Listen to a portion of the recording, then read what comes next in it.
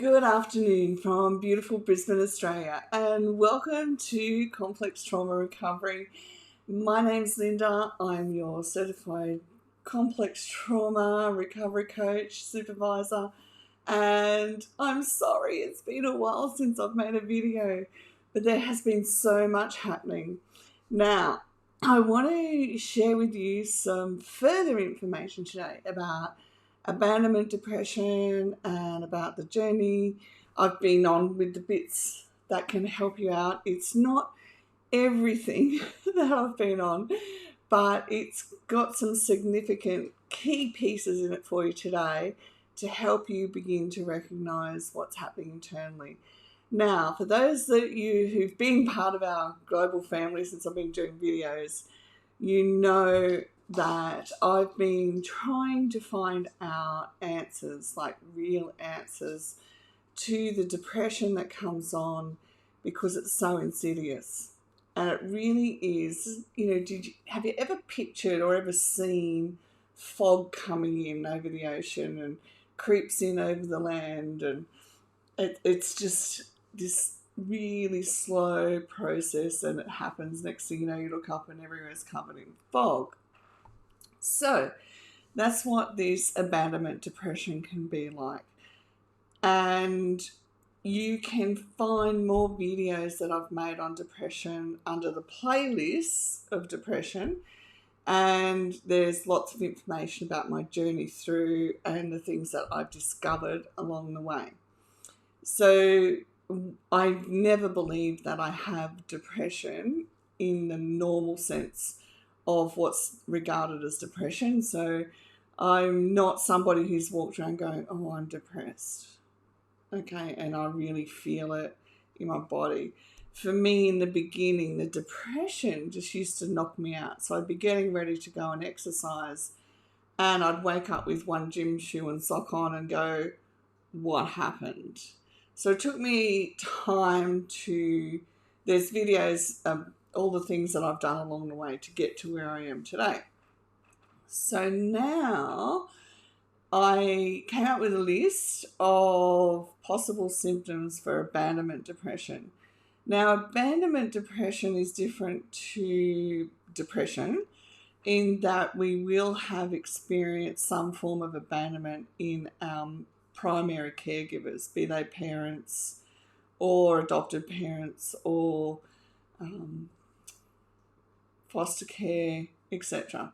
So whoever our primary caregivers were, for some reason we experienced abandonment. So in my known memory, I experienced abandonment when overnight, my family was my mother, my father, and my brother. Overnight, they all disappeared. I was 4, and I was left at my grandparents', which of course everybody thinks, oh, she'll be fine. And of course my needs were taken care of. But when your whole family disappears overnight and you don't know where they are, and for 3 weeks you're looking for your mother and wondering, and you're not allowed to talk about it, we don't talk about that. It's just a look. It's non-verbal from your grandmother, whom I loved very much. It's like, wow, okay. It has an impact on us. Plus, I have a significant intergenerational abandonment trauma, which I've talked about before as well. So now there's a list here, and you'll find it on all my social media as well. And I'll try and do a blog post with this video so that you can find it easily too. These are possible symptoms that you might recognize but not recognize as abandonment depression. So there's tiredness, fatigue, and exhaustion, and you don't know why. There's no known reason why you would be feeling this way. Oftentimes you may just fall asleep and not even be aware that it's happening. A feeling of no interest or no enthusiasm or concern for life around you. You may feel overwhelmed and disconnected. So it's like not having a reason to get up and do what you love doing. Then there's the emotionally numb or nothingness. It's like a void inside of you and you can't understand why it's there. There's dissociation. You might experience fight, flight, freeze or fawn response.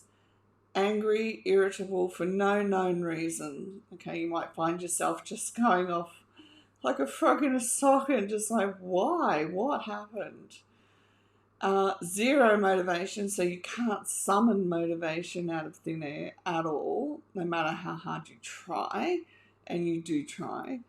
And you may feel frozen, shut down, or forever tired of, or falling asleep in a way that is, it just doesn't make sense. Like, why is this happening?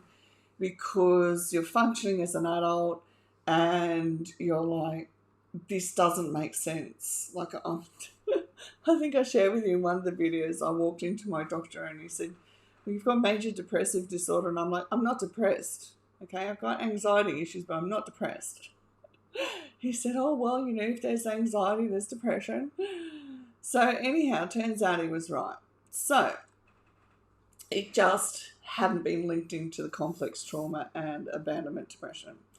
So this round of abandonment depression was different again.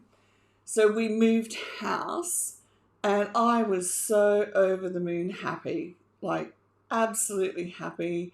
All through the move, I maintained a calm disposition. No matter what happened, I was able to just keep calm and keep making the next right decision that I had to do.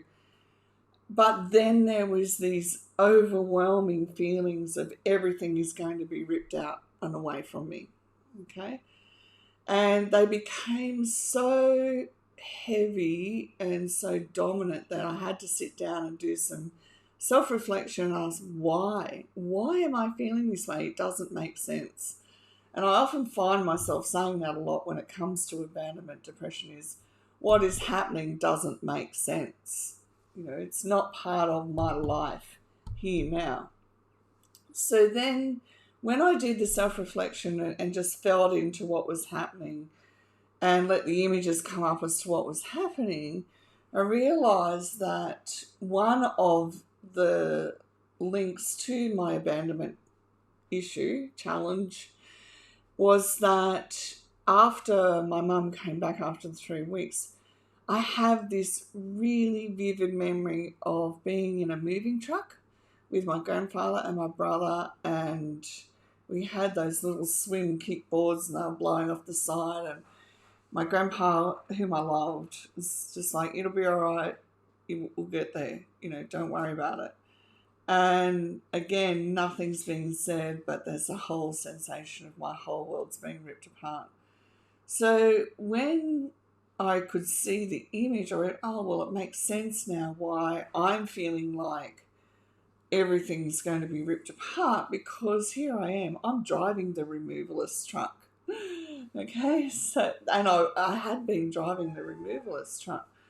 So, I mean, okay, so I was able to settle then. But then along came a video from Gabor Mate, who talks about how when we have anger in childhood and we're not allowed to express it, and so it becomes habitual that we automatically and unconsciously push it down, okay? And I sat there and he said, imagine how much effort or how much energy it takes to push that down. And it just blew my mind. I was like, oh my goodness, that's where the anger is. It's from all those years ago when I couldn't be angry and I had to hide it and I had to make it a different part of me. And so then what happened was I was able to bring awareness to when I began to sense anger inside of me. And as the anger energy moved through my body, it was like observing it and just letting it go. I didn't have to buy into it. So that's one side of it. Then the other side of it was being willing to admit when I felt angry with a current situation and saying, okay, I need to be able to express that I'm angry and I don't have a solution. This is what I see happening around me, and I want to work towards a solution. Now, ironically, I happened to get in the car with my youngest son, who's 24 now, and I was saying to him what was happening with the anger and everything. And I said, I'm not angry as in me, but the not having any control over what's happening and not knowing what to do is making me feel really unsettled. So that was another side of it, that's learning to talk about what's happening with the anger and acknowledging that it comes from things feeling out of control. Okay, so that's something that you can look at in your everyday life as well. Now, one of the things I was doing too was listening to Janina Fisher in one of my certification programs. And she talks about how we as children had to hide that anger, that fear, and it became a part of us that formed as the depression. Now, when I started to think about depression being a part of the trauma, not a part of me, it began to give me insight into that's just one part. And then I began to be able to say, okay, what maladaptive behaviours did I form throughout all my formative years? One, to hide the depression, okay? Two, to hide the anger. And how can I begin to acknowledge that they're there and not blame myself? So one of the things I began to do was wrap my mind around the fact that these are parts of me, they are not the whole of me. And if I can sit and just be with that part and understand what my needs are today as an adult and address those needs, then all the energy goes out of that part of the depression. Now, one of the highlights of all of this, going through all of these processes, has been the relief that not only can I address my needs or find out what they are, like what's driving the depression or what's driving the anger. And also with the depression, it was like, if I had to shut down and hide as a child, then I can begin to recognize that behavior in my adult life. So it's like, where am I shutting down and hiding? And then the opposite side of that was, where am I not taking enough time for myself to re-energize myself? Or in another way of putting it, it's refill my love bank. Where am I not doing that for myself and repeating childhood behaviors of putting other people first? So these are some serious questions we can ask ourselves. And as we begin to identify what those things are, it makes it easier to become motivated to not walk down those paths again. Now, as I was doing all of this, I became aware. I actually got myself a new treadmill at home. So I don't go to gym. I do all my exercise at home now. And I was on the treadmill and I realised my lower body was aching, and I went, I haven't felt my lower body in a long time, certainly not ache. That's when I realised that as it's aching, it's all the tight parts that have been held tightly for a long time. And now if I can just keep walking and relaxing, letting the oxygen in through my body, right down through to my feet, then it's going to become more well. Now, one critical thing that happens when we go to be with a trainer is they push and push and push and push because they believe they're doing the right thing, and that's okay. But for us with complex trauma, we've got to learn to slow it down and let our breath in, okay? Because it helps us loosen up our whole internal self. So sure enough, that night when I was lying in bed, I could feel everything starting to get tight again. And I went, I'm just going to stretch my legs out bit by bit, and I could do it.